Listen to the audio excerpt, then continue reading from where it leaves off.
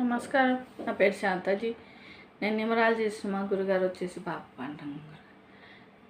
నేను ఇంటి నెంబర్ గురించి చెప్పబోతున్నా. ఇంటి నెంబర్ అంటే మన ఇంటికి ఉన్న నెంబరు మొత్తం కూడినా లేదా స్టార్టింగ్ నెంబరు 8 వచ్చినా, మొత్తం కూడితే 8 వచ్చినా, లాస్ట్ 8 వచ్చినా ఆ నెంబరు ఉందా మీ ఇంట్లో కష్టాలే. ఏమేం కష్టాలు ఉంటాయంటే ప్రతి ఒక్కటి కష్టమే. మీ డబ్బు పరంగా కావచ్చు, భార్యాభర్తలు కావచ్చు, మీ ఇంటి అంటే ఆస్తుల పరంగా కావచ్చు, భార్యాభర్తలు విడాకులు కూడా తీసుకోవచ్చు.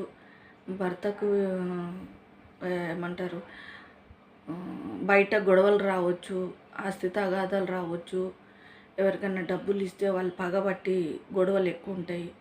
అంటే కేసులు పెట్టడం, వీళ్ళు పోలీస్ స్టేషన్ల చుట్టూ తిరగడం,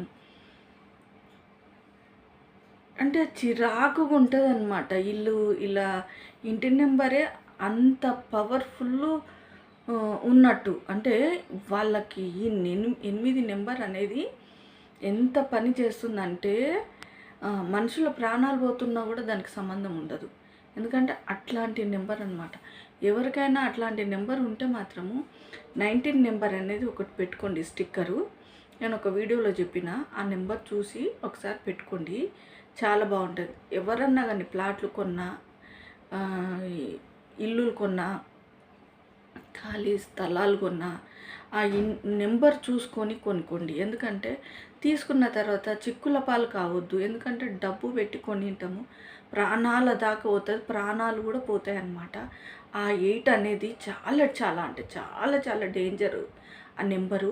ఒకసారి మీరు చెక్ చేసుకొని తీసుకోవడం బెటరు. ఎందుకంటే అలాంటి నెంబరు ఉన్నవాళ్ళు ఒక్కసారి మీరు చూడండి, వాళ్ళ లైఫ్ అనేది ఎట్లుంటుందో చూస్తే కానీ తెలుస్తుంది మీకు కూడా. ఒకసారి అట్లుంటే కన్నా మీరు చూసి తీసుకోండి, మంచి నెంబర్ తీసుకోండి. అది ఏమేమి నెంబర్లు అని అంటే 5 రావచ్చు, 6 రావచ్చు, 9 రావచ్చు. లాస్ట్ నెంబర్ కానీ మొత్తం కూడిన కానీ ఫస్ట్ మొత్తం కూడితే మాత్రం నెంబర్ రావాల్సింది 1, 5, 6, 9. ఈ 4 నెంబరు వచ్చే నెంబరే తీసుకోవాలన్నమాట. ఓం గురుదేవ్.